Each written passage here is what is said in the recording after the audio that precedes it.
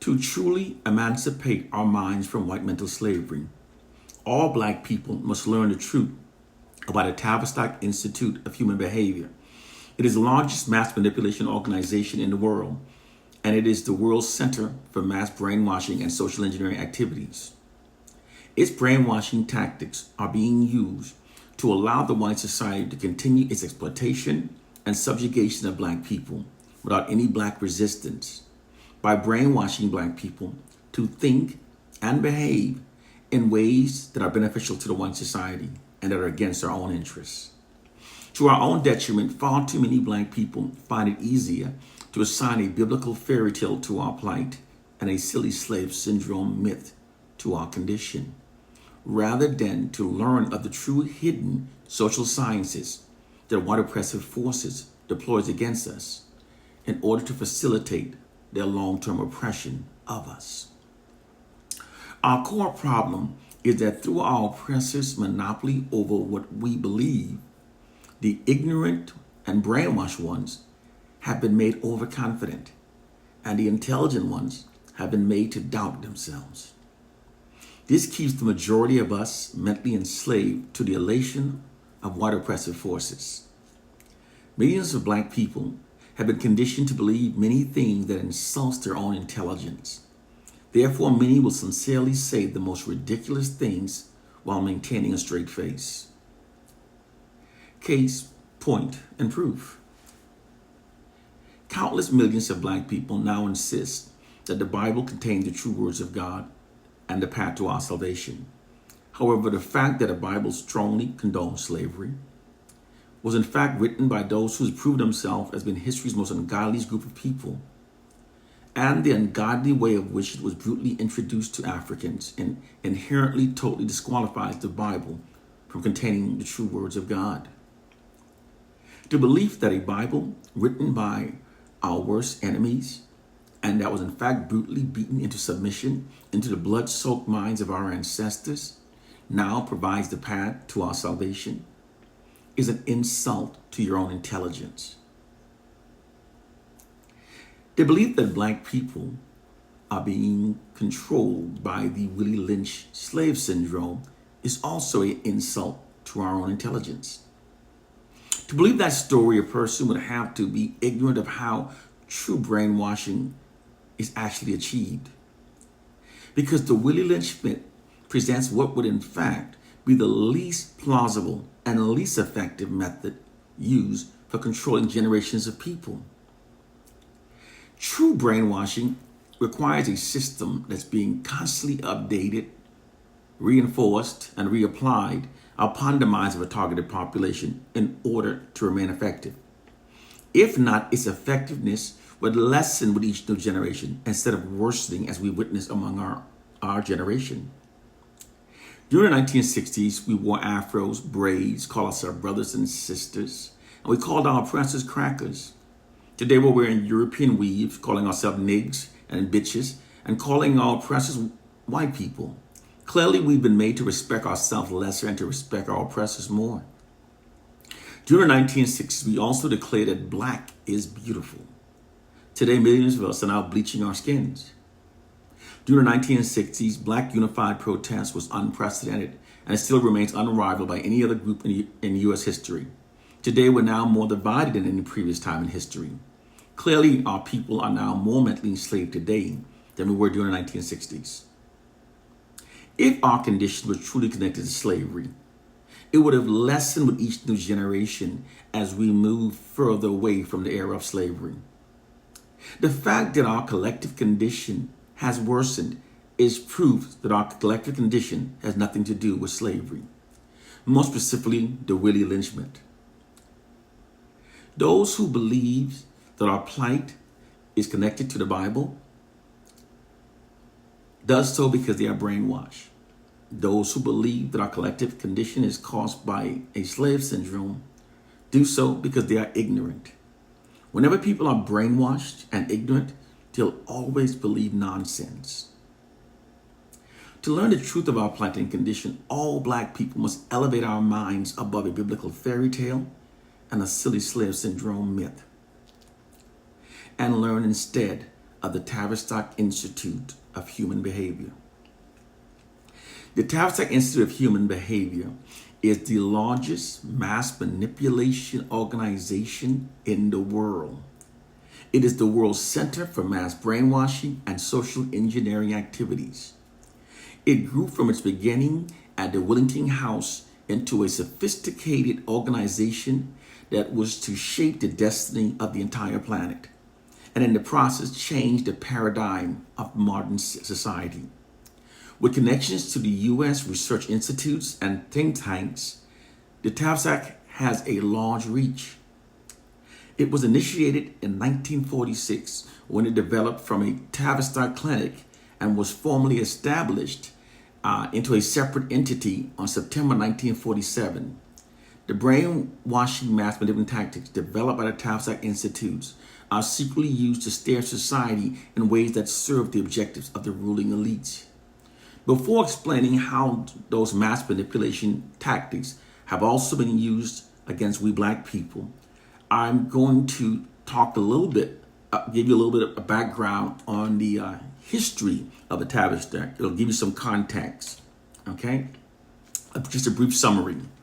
The Tavistock institution, about 100 years ago, a group of very affluent white elites that included J.P. Morgan dynasty, the Rockefeller dynasty, the Rothschilds from Europe, and the Warburgs from Germany, set in motion a plan to create a world system of financial control in private hands, able to dominate the political system of each country and the economy of the world as a whole.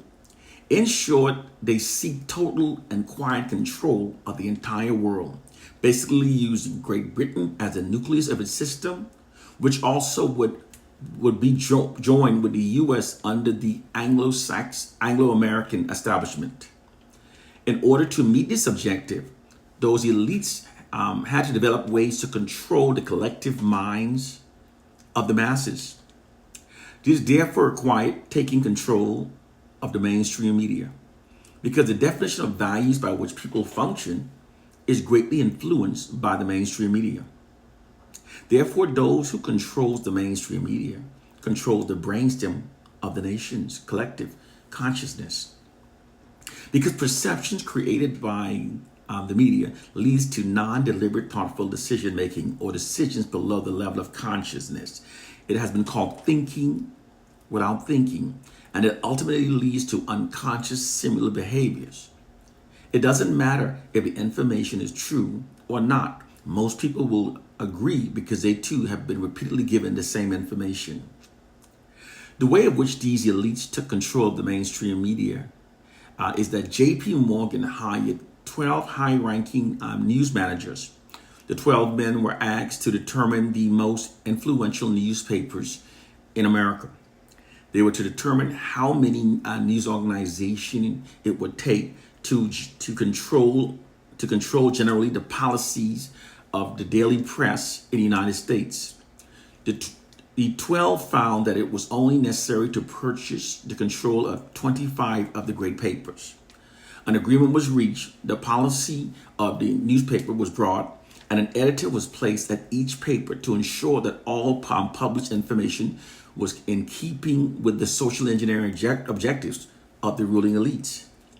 As time progressed, they also acquired radio and television, more media outlets, giving their control influence even greater.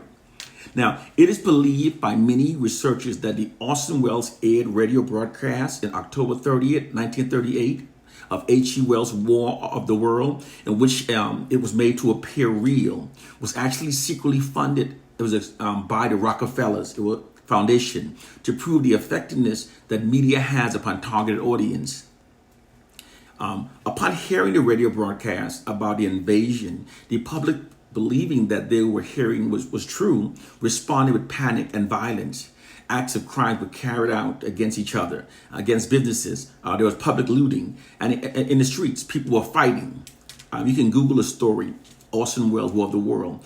The false radio show turned people against themselves. That event proved beyond a shadow of doubt that the media could be used to not only control targeted populations, but also could be used as a weapon of mass destruction against targeted populations. Now, what is known to be a fact is that after the program aired, the Rockefeller Foundation and the CBS heads then funded a study at Princeton University on how mass media manipulation can be used as a weapon against large targeted population. The highly funded research that followed in the aftermath directly led to those ruling elites creating the Tavistock Institute of Human Behavior to steer society towards their objectives. A main architect of the brainwashing tactics developed at the Tavistock Institute was Edward Bernays. Bernays was a mass manipulation expert. He was one who probably impressed upon the ruling elites the potential of large-scale propaganda to control public opinion. He's regarded as the father of mass manipulation propaganda. Bernays was the first mass manipulation expert to use his uncle Sigmund Freud's study of the human mind to master the science of mass manipulation. Bernays wrote in his 1928 book Propaganda that if we understand the mechanism and motive of a group mind, it is now possible to control and regiment the masses according to our will without them even knowing it. Bernays further stated that the human mind is like a computer. No matter how efficient it may be, its reliability is only as great as the information fed into it. If it's possible to control the input into the human mind, then no matter how intelligent a person may be, it's entirely possible to control what he or she will think. The Tavistock Institute praises Bernays as being his greatest prophet. Bernays was also appointed as an advisor to several U.S. presidents, from Woodrow Wilson to Eisenhower. The Tavistock Institute markets itself as being an organization that applies social science to contemporary issues and problems. During the 1960s unprecedented unified black protests, it was determined that the United States Negro problem was precisely the type of contemporary social issue problem that the Tavistock Institute was created to address. More specifically, it was determined that those mass manipulation tactics developed by the Tavistock Institute could be used to control the black masses and to subdue unified black protests. The system deployed against African Americans worked so well and was so effective that all white governments now use the same tactics against their black populations as well. Those that know the truth must teach. African proverb, okay? During the 1960s, African Americans' unified protest against the U.S. system of racism was unprecedented. African Americans confronted on all fronts. It was confronted through civil disobedient tactics, militant means, nonviolent protests, and with black lawyers pleading for equality with America's highest court. African Americans' unified protest still remains unrivaled by any other group in U.S. history. African Americans had unknowingly proved themselves as being the greatest threat against the U.S. system of white supremacy. In the face of such unprecedented unified black protests, FBI Director J. Edgar Hoover said that the unification of the American Negro was the greatest threat against the nation. To remedy what was then called the Negro problem in 1967, President Lyndon Johnson put together a committee called the Kerner Commission. Their assignment was to study the Negro problem, find the cause of the problem, and then develop solutions.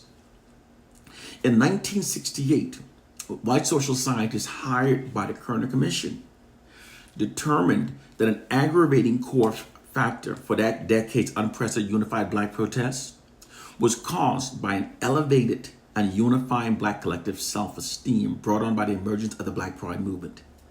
They also learned that while the oppressors, through the weaponry advantages of guns and cannons, can brutally invade and enslave a people, they, however, cannot win their loyalty or sustain peace indefinitely with those people unless their minds have been manipulated to think in ways that prevents them from unifying against their oppressors. Because whenever people are oppressed for long durations, their collective aggressions against their oppressors will continue to grow until it reaches a boiling point, resulting in massive acts of rebellion against their oppressors. The oppressed always eventually rebels against their oppressors. This is an inherent response within the collective human psyche whenever people are being oppressed for long periods. This is what was happening during the 60s among the African American population. White racism had reached a boiling point within the collective minds of African Americans, which resulted in that decade's unprecedented unified black protests. Something had to be done to fundamentally change the African American culture. More specifically, something that would keep our collective self-esteems low and keep our collective aggressions shifted away from the white oppressive society, thus subduing unified black protests.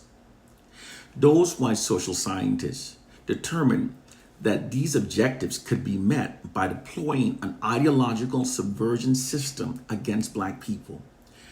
Ideological subversion is an offensive psychological warfare tactic that uses misinformation and deception to change a targeted population in ways that are against your own self-interest and instead in ways beneficial to their enemies.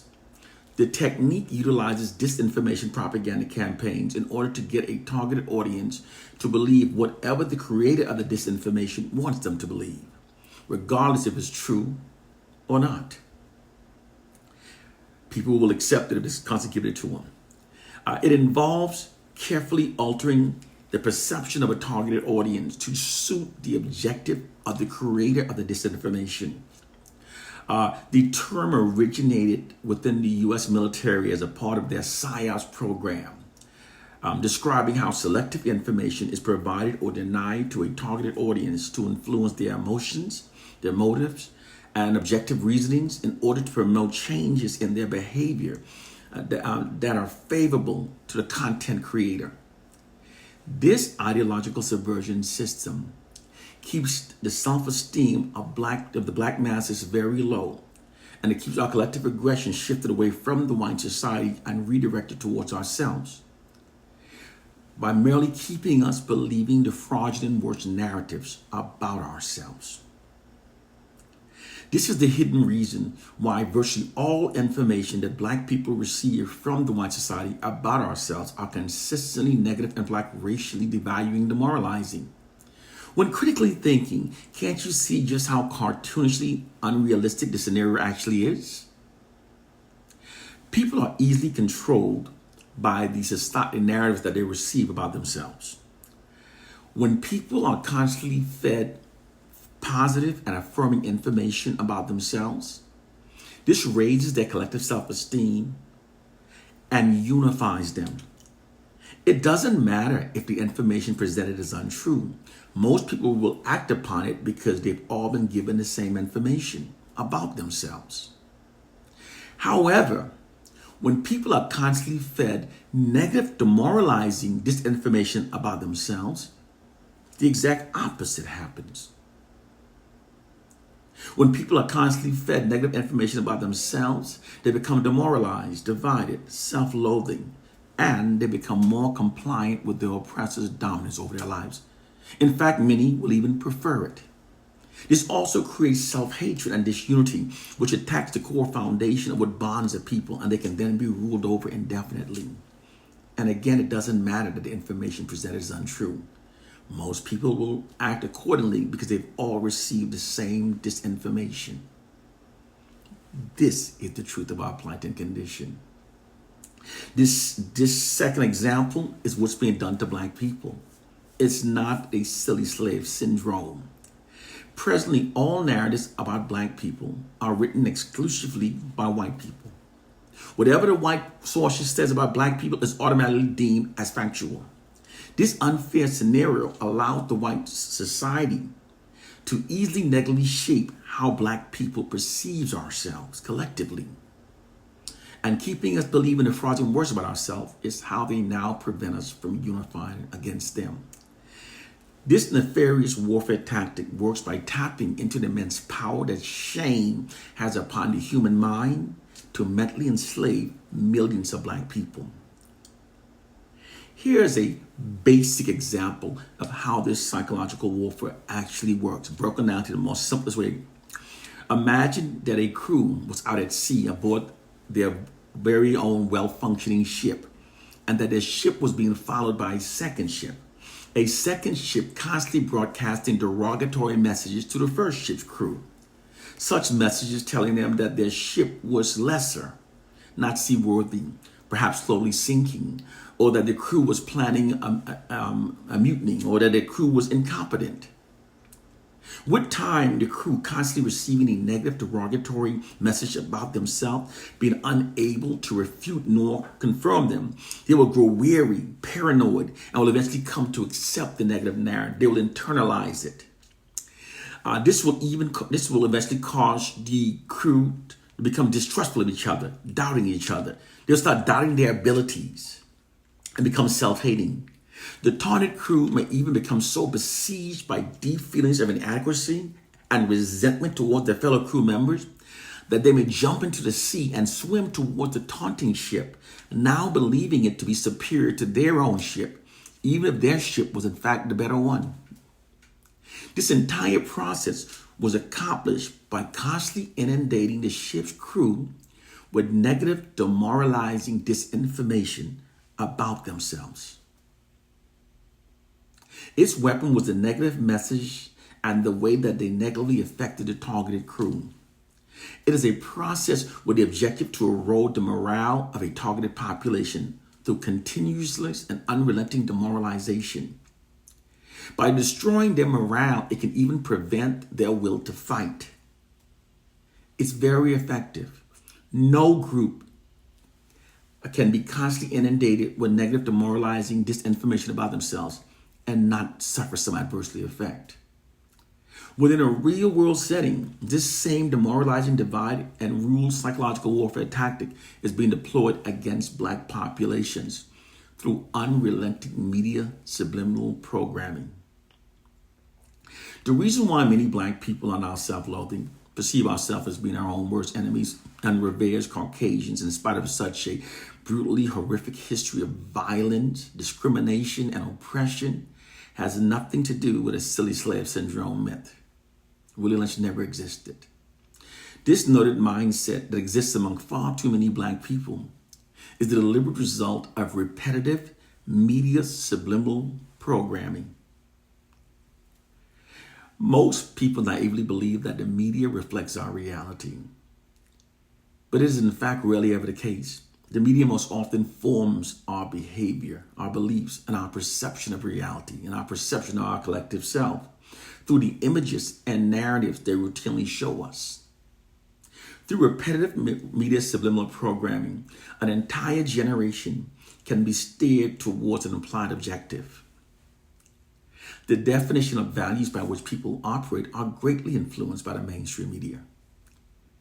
Therefore, the white society's control over the mainstream media content that black people systematically receives allows them to control what black people believe, as well as how black people will behave in regard to those beliefs.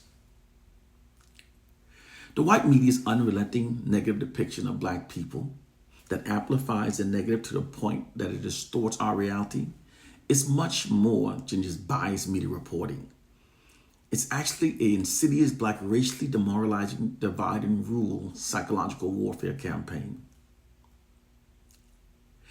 Demoralize, divide, and rule is a method of maintaining control over a targeted population through constant and unrelenting demoralization in order to create self-hate and division between them.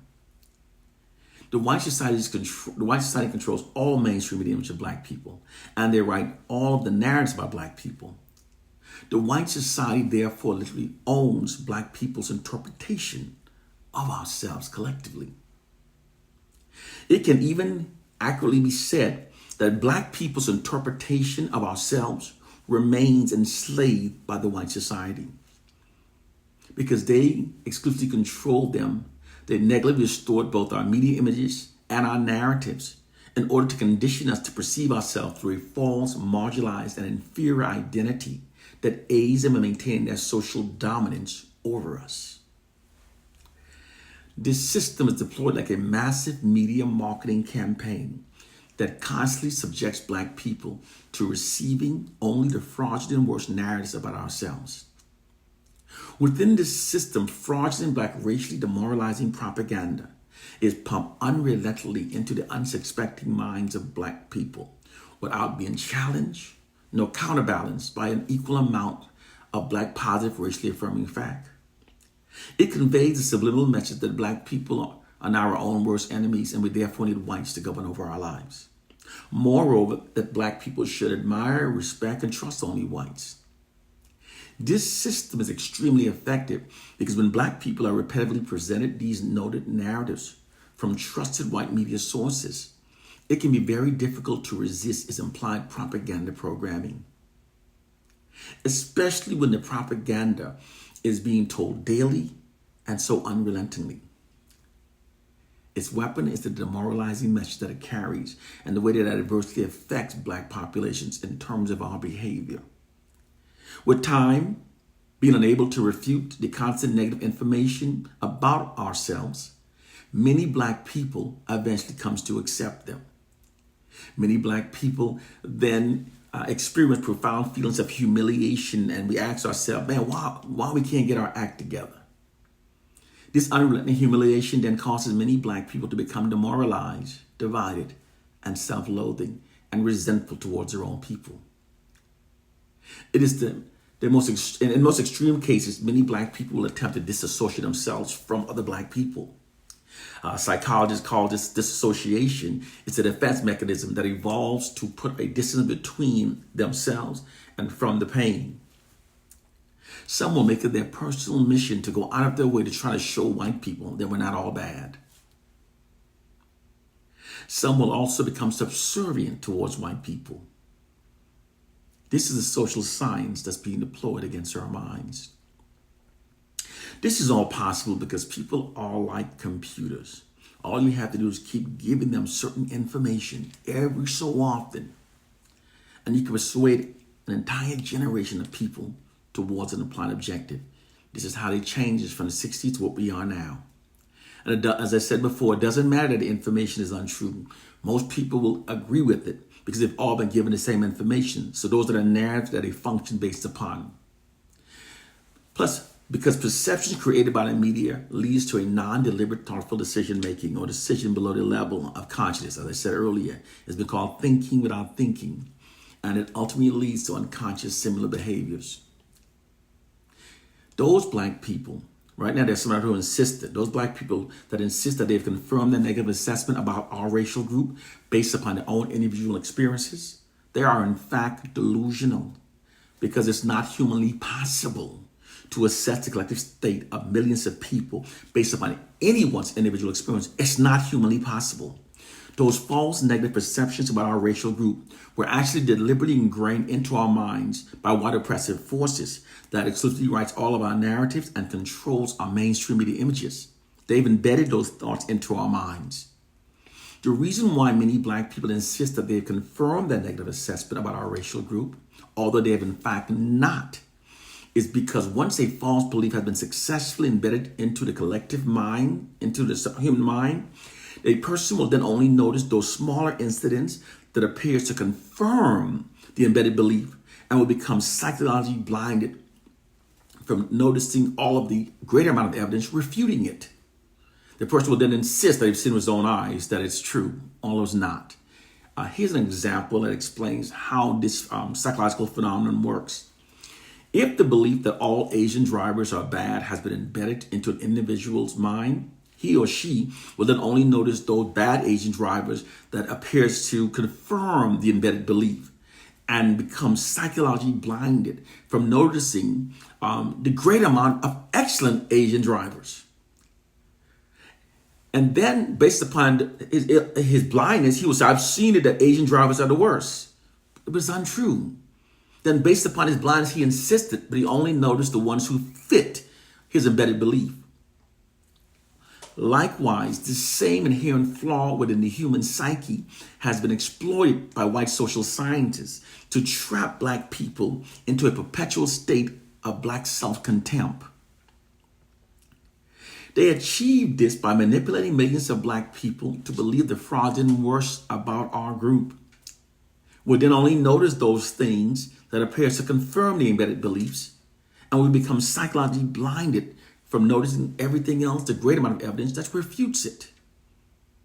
This is how they keep us mentally enslaved. They've been studying the mind. So when we're just sitting there reading our Bibles and Willie Lynch, they're laughing at us. Okay? Now, case in point, those black people that have been brainwashed by white media controllers and propagandists to believe that our racial group never supports each other, but are instead like crabs in a bucket that only pull each other's down, ignores the fact that during the 2008 election of President Obama, he received more black votes than any previous president in U.S. history. Millions of black people that had never before voted in any previous election registered and voted for Obama in 2008. In some states, black people stood in line for up to 5 hours to vote for him.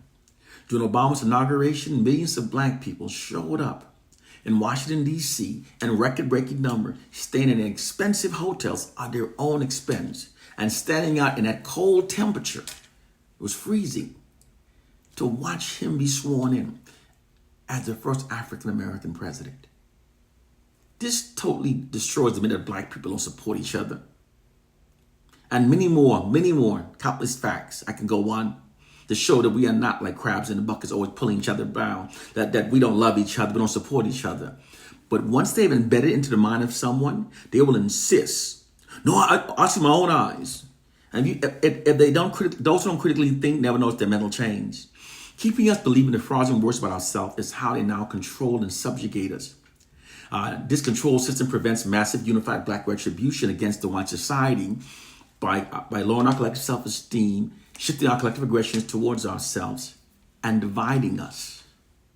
It's how the white society now protects themselves from massive unified black retribution. And I was saying, those black people who don't critically think never notice their mental change. You know, white people come home from work, they watch the news, and they're getting information. They're all being lied to. But we don't have the luxury like they have. We can't accept that information because the information is embedded with propaganda that's designed to make us think in a way that serves the white society. If you're not a critical thinker, you're already brainwashed. If you're not a critically thinker that questions the validity of all information that you receive from the white society, you are mentally enslaved. They've already subtly mentally enslaved you. If you're not a critical thinker, you are mentally enslaved. If you don't think that the white society are using their monopoly over information that we receive to manipulate our minds to think in ways that benefit the system of white supremacy, you are naive, you are ignorant, or perhaps even a damn fool. Given the history shared between the white society, and given that their exploitation of Africans continue indefinitely, to not brainwash African Americans would be against the interests of the white society. This is our hidden reality. This psychological warfare system provides the white society with a more proficient method for controlling black people, given that it isn't easily recognized nor easily comprehended by most of its black victims. For unlike the past blatant racist system that black people were easily able to identify and therefore develop counter strategies against, this system is not easily recognized nor comprehended by its black victims. White racism always prevails best when the black victims no longer recognize it. This psychological warfare program works so well, in fact, that it not only makes black people more compliant with white dominance over our lives, it in fact makes many black people even prefer it. It is at the root of both the profound division and self-hatred now inflicting so many black people, and it's at the root of the false feeling of inferiority that many whites possess. It's also at the root of the narcissistic ignorance that many whites possess. The oppressed will always believe the fraudulent words about themselves. We've normalized our collective statement. There's nothing normal about it. There's nothing normal about black people always walking around speaking negatively about our race. You sit in the barber shop and someone walking, talking at me in the grocery store. We all get together and we always speak from this point where we're speaking down about our race. That's because a value system that protects and serves the system of white supremacy has been embedded into our minds through the white society's monopoly over information that we receive, and we've normalized it. And the reason why it continues is because we no longer have true leaders. Our leaders are now puppets. Their organizations are now 501c3 nonprofit organizations. Therefore, the U.S. government can cut funding off to them just like that. If those so-called leaders engage in something that truly liberates us. Because to engage in something that liberates us is against the interests of the white society. The white society's objective is to maintain their social dominance over black people. This is our reality. And when you're sitting around just reading your Bible or you reading Willie Lynch, you are ignorant. And there are those in power who are laughing at your ignorance. You have to be willing to elevate your mind and see the reality. You are in the black people's matrix. One love and peace.